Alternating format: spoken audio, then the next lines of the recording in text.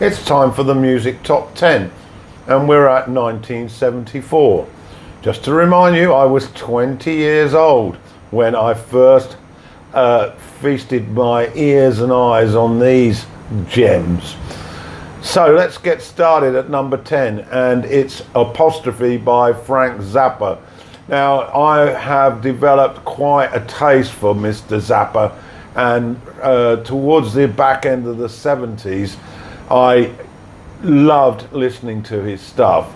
His sense of humor, of course, has to be appreciated, but the classical influence of the musicianship is also significant. Zappa's bands can play. So once you've got past the humor in the lyrics, you can concentrate on the absolutely five-star playing.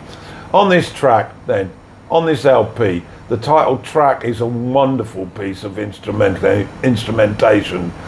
But for your comedy, Cosmic Debris, Stinkfoot, and the absolutely marvellous St. Alfonso's Pancake Breakfast, which I love listening to.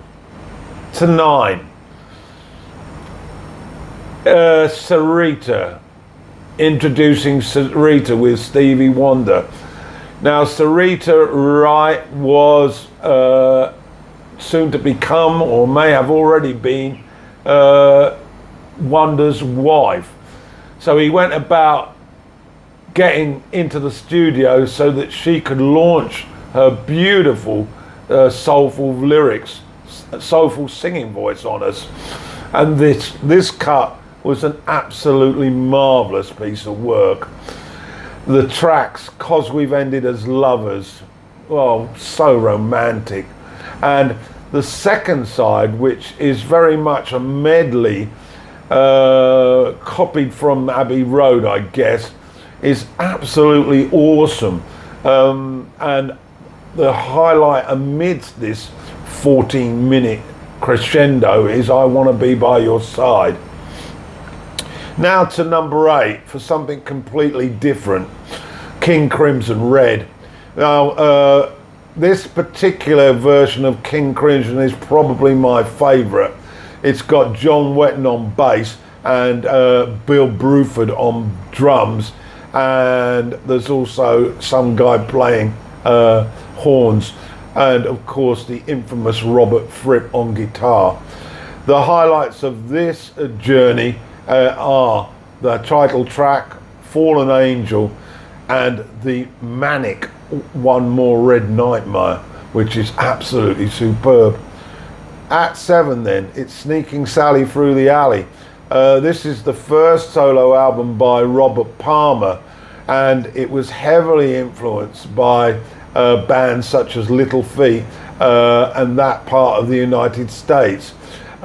He really liked his boogie, did Robert, and you can hear it. And he does a cover of Sailing Shoes on this, which is absolutely superb. The title track is outstanding. The band are outstanding. Get Outside, I love. Of course, his vocal delivery is absolutely dreamlike. He really does know how to punch a song, and he can sing the ballads as well. He learnt all that with Vinegar Joe, if you might remember his band with Elkie Brooks. At 6, it's the live album by Van Morrison called Too Late to Stop Now. Well, basically, you can't pick a song on here because it's 4 sides of absolute delight. We're talking vinyl here.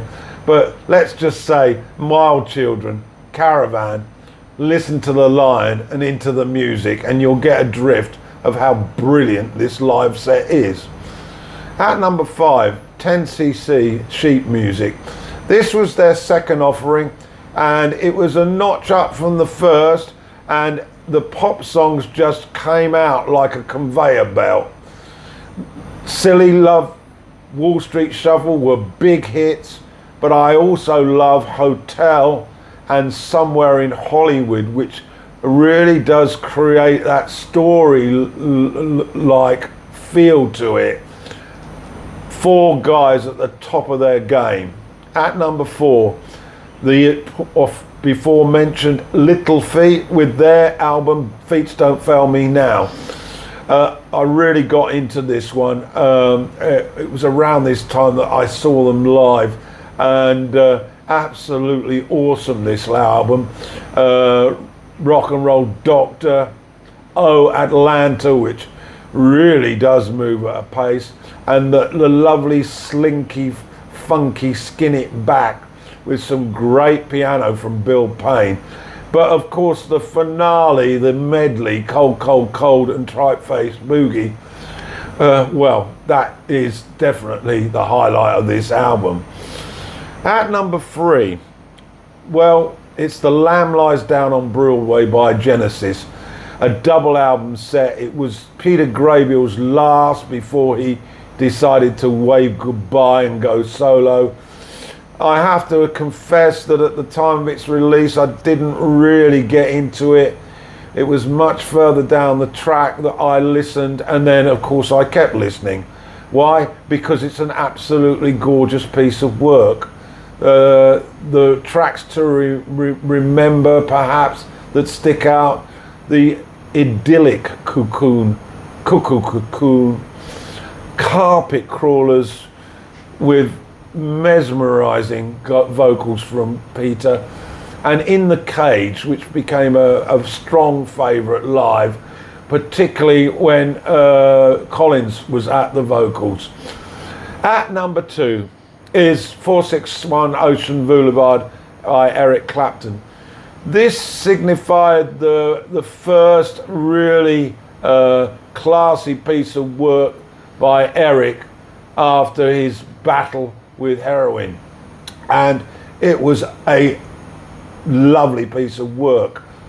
There was lots of reggae in here, and of course he covered Marley's I Shot the Sheriff, but I particularly like Mainline Florida and the exquisite ballad Let It Grow with lovely harmonies.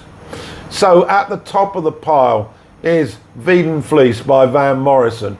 Well, the problem is with Van Morrison is when you try to work out which ones you prefer, you tend to write down all of them. But this was a particularly favourite of mine.